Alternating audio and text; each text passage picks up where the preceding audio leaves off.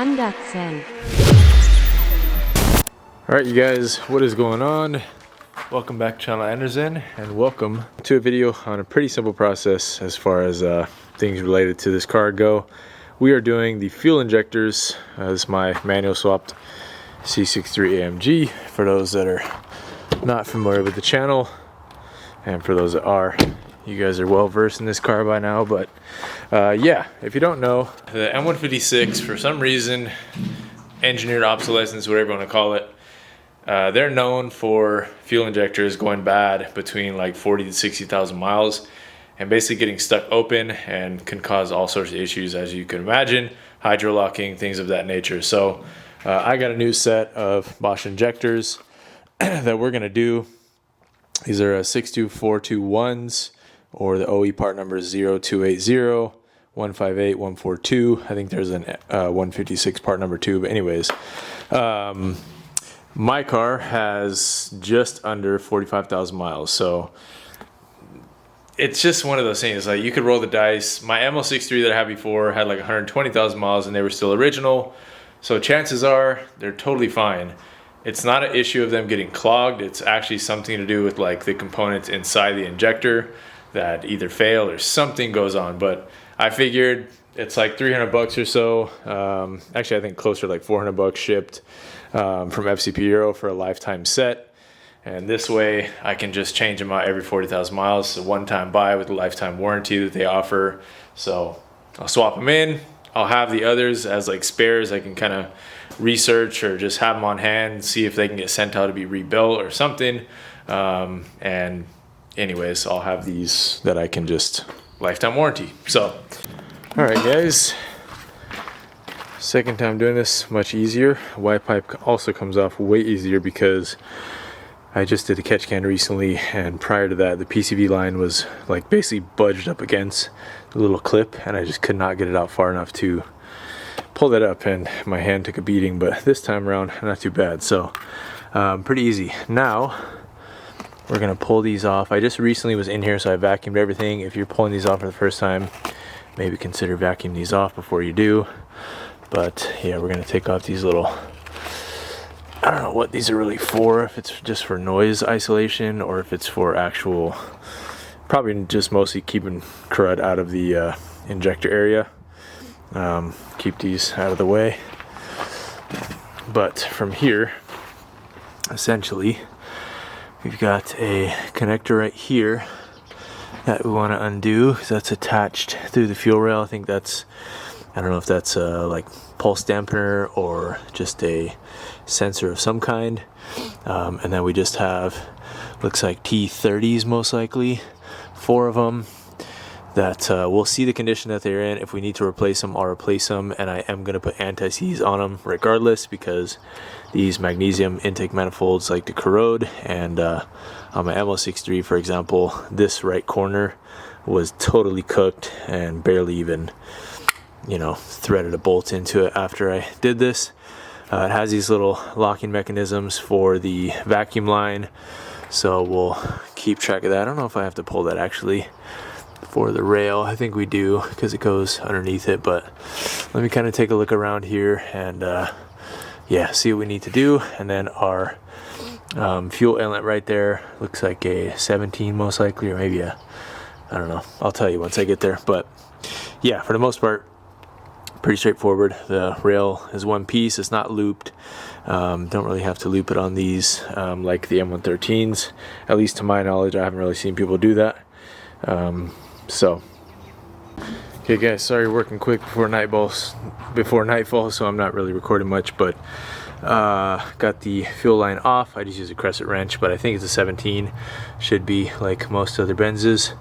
And from there we've got our bolts out. I left that one in for now while I cracked that, but they are T30s. And once we get that last one out, we'll get our vacuum line out of the way right here, because it does go over the rail. I might just be able to wiggle it out from the little plastic connector right here, sneak it by. So I'll catch you in a moment. All right you guys, daylight's burning fast, but got a little bit of light coming from the garage. So vacuum line, I just popped it out of here. I'll put a little de-electric grease when it goes back in, so it's easy to remove. But yeah, I think we're ready. Start pulling up on the rail. I got the other side up a little bit, and get the rest of it right now. All right, you guys, rail is out. A couple things to point out. You have to snip the little what's it called, zip ties on 6 spots, I believe, on each side of the rail, and that will release the actual wiring harness for it. And then the only other unique thing to point out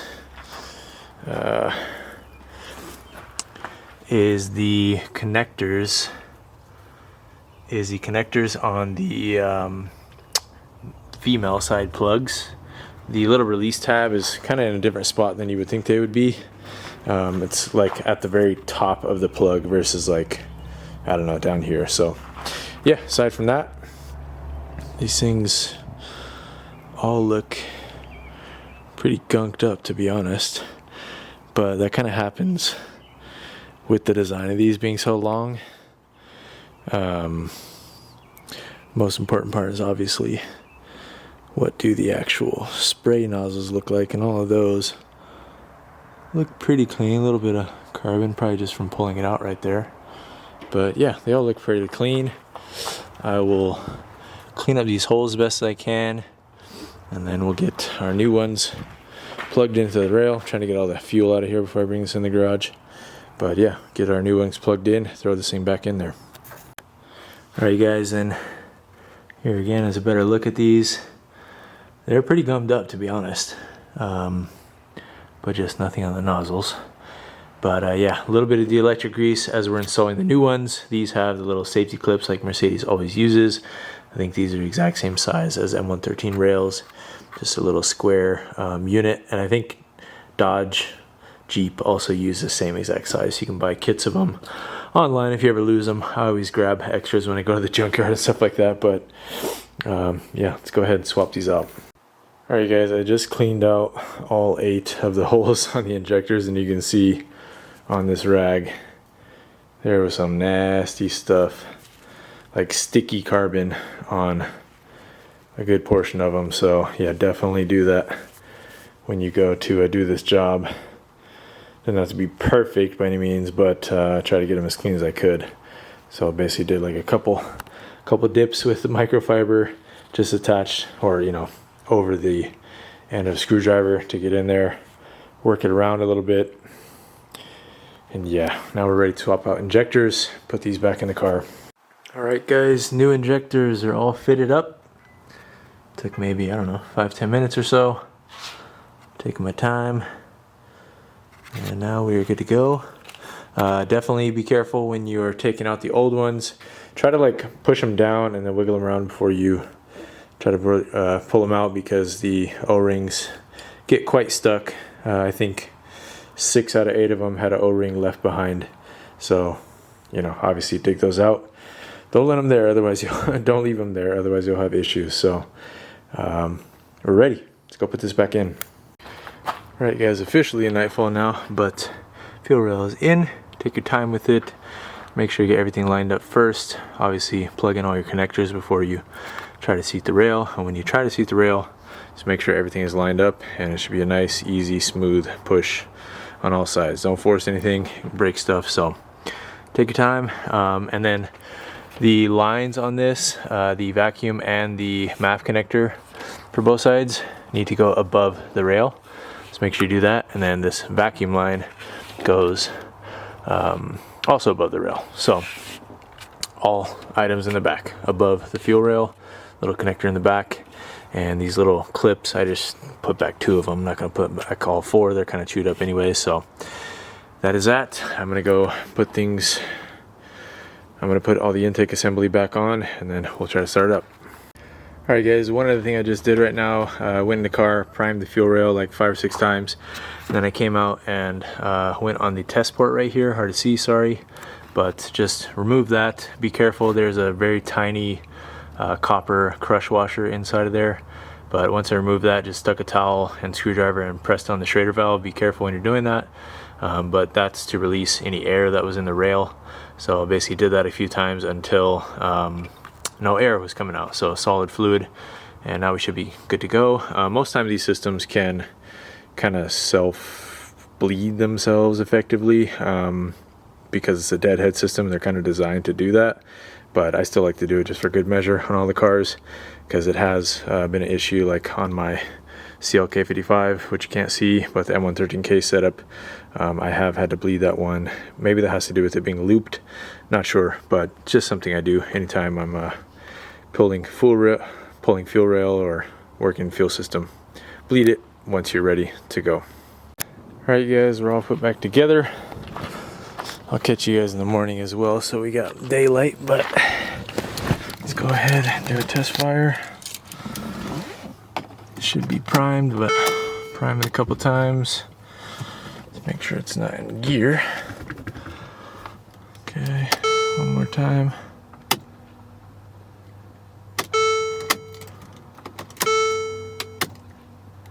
Yeah, should be good. Let's go ahead, fire it up.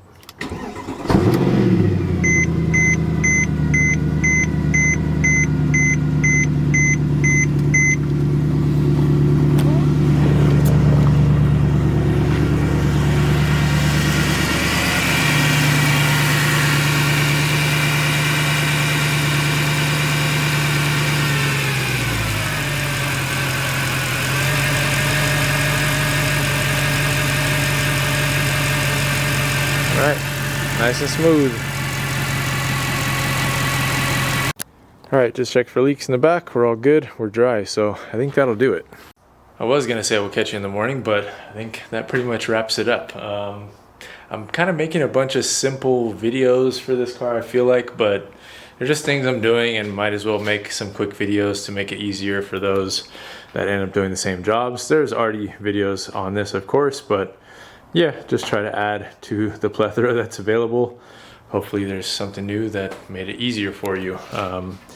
Yeah, pretty straightforward, and definitely another peace of mind with this car being only 40,000 miles and being not a facelift, so in the 2010 range. 2011 when they did the head bolts, but there's a chance that I have the T60 head bolts. That's a whole other topic for another video, but I'm just trying to do all the little things that I can to provide peace of mind for M156 ownership. Take care of the car, give it the love that it deserves, and stay on top of things proactively. So the car was running fine, but as we saw, those injectors are pretty cooked, to be honest. At least a lot more gunk than I would like to see on a set of injectors. So glad to be doing them, and now got one less thing on the list. So catch you guys on the next one. Thank you so much for watching. Peace.